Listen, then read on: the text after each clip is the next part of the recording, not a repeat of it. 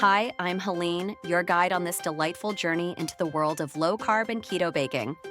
I remember when I first embarked on this path, I was both excited and overwhelmed.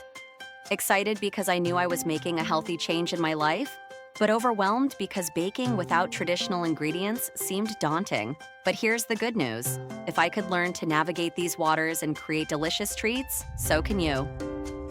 Let's start with one of my earliest experiments, keto muffins. I still remember the aroma filling my kitchen, making me wonder if this was too good to be true. Would these muffins really taste as good as they smelled? The answer was a resounding yes. These muffins turned out soft, moist, and packed with flavor. A perfect start to my day or a quick snack when I needed something wholesome yet indulgent. The secret is in the balance of ingredients. Almond flour and coconut flour form the base, giving the muffins their tender texture. A hint of vanilla extract and cinnamon elevates the flavor, while erythritol keeps them sweet without spiking my blood sugar. I found that adding blueberries or chocolate chips provided a little extra burst of joy in every bite. And the best part? They're so simple to make. Just mix the dry and wet ingredients, pour the batter into a muffin tin, and pop them in the oven. In about 20 minutes, you have a batch of muffins that are not just keto-friendly, but downright delicious. Now, let's move on to a classic that's close to my heart, keto pancakes. When I transitioned to a low-carb lifestyle, I was worried I'd have to give up my beloved pancakes. But with a little experimentation, I discovered a recipe that satisfied my cravings without derailing my diet. These pancakes are light, fluffy, and have just the right amount of sweetness. I remember the first time I made them. I was skeptical. How could a batter made without wheat flour yield pancakes that were anything but dense? But as I flipped the first pancake and saw it rise and brown perfectly, I knew I was onto something. The key is in the combination of almond flour and cream cheese, which gives the pancakes their light texture and rich flavor. I love serving them with a pat of butter and a drizzle of sugar-free syrup, though they're just as delightful topped with fresh berries.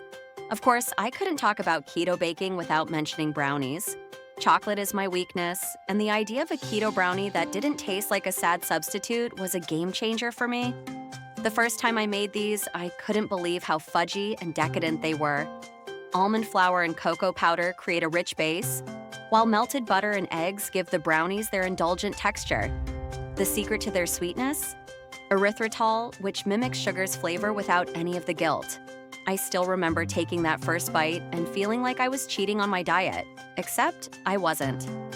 These brownies quickly became a staple in my kitchen, satisfying my chocolate cravings in the most delicious way. But keto baking isn't just about sweet treats. I found that savory bakes can be just as rewarding. Take keto bread, for example. I missed bread when I first went low-carb. The thought of never having a sandwich again was depressing. But then I discovered this keto bread recipe that changed everything. It's soft, fluffy, and perfect for sandwiches or toast. Almond flour and coconut flour form the base, while flaxseed meal adds a bit of texture and extra fiber. The first time I sliced into this bread, I couldn't believe how close it was to the real thing. It even smelled like freshly baked bread, filling my kitchen with that comforting aroma I thought I'd lost forever. Then there are the keto cheese crackers, another savory treat that has become a household favorite. These crackers are crunchy, cheesy, and incredibly satisfying. They're perfect for snacking or serving with dips, and they're so easy to make. Just mix almond flour with shredded cheddar and Parmesan cheese. Add a touch of garlic powder for flavor and an egg to bind it all together. Roll out the dough, cut it into squares, and bake until golden and crispy. I remember serving these at a party once, and my guests couldn't believe they were keto-friendly. They disappeared in minutes, and I was left with nothing but crumbs and requests for the recipe. Let me take you back to a more elegant dessert that has impressed even the toughest critics. Keto cheesecake.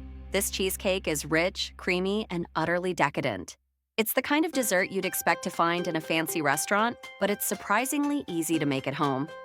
The crust is made with almond flour and erythritol, giving it a buttery, slightly sweet flavor that perfectly complements the creamy filling. The filling itself is a blend of cream cheese, erythritol, and a hint of vanilla. It's baked until just set, then chilled to perfection. The first time I served this cheesecake, I watched as my guests took their first bite, their eyes widening in surprise and delight. They couldn't believe it was keto. Neither could I, to be honest. It was one of those moments that made all the effort of transitioning to a low-carb lifestyle feel completely worth it. And then there's the keto chocolate mousse, a dessert so light and airy, yet so intensely chocolatey, it feels like a guilty pleasure. I love making this for dinner parties because it's always a hit. It's also one of those recipes that's deceptively simple.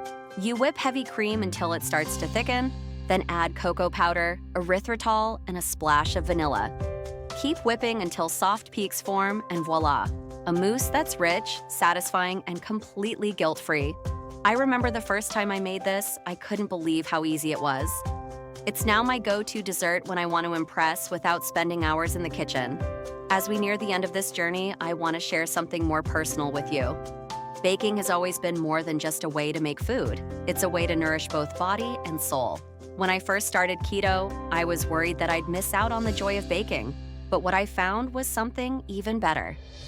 Baking became a way for me to take control of my health while still indulging in the foods I love.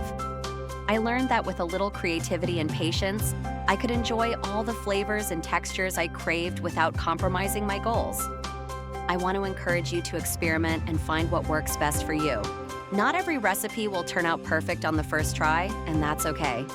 The key is to keep learning, keep baking, and most importantly, keep enjoying the process. Every time you step into the kitchen, you're taking a step toward better health.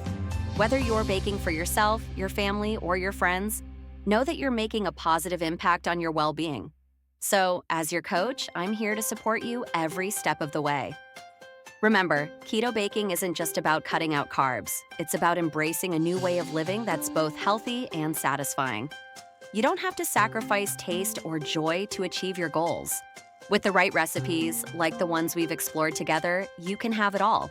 Delicious food that nourishes your body and brings happiness to your soul. As you continue on your keto journey, I hope you'll find as much joy in baking as I have. Keep experimenting, keep learning, and most importantly, keep baking. The kitchen is your playground, and the possibilities are endless. So go ahead, preheat that oven and start creating your own keto masterpieces. Remember, you're not just baking, you're crafting a healthier, happier life, one delicious bite at a time. Happy baking, and here's to a delicious, low-carb future.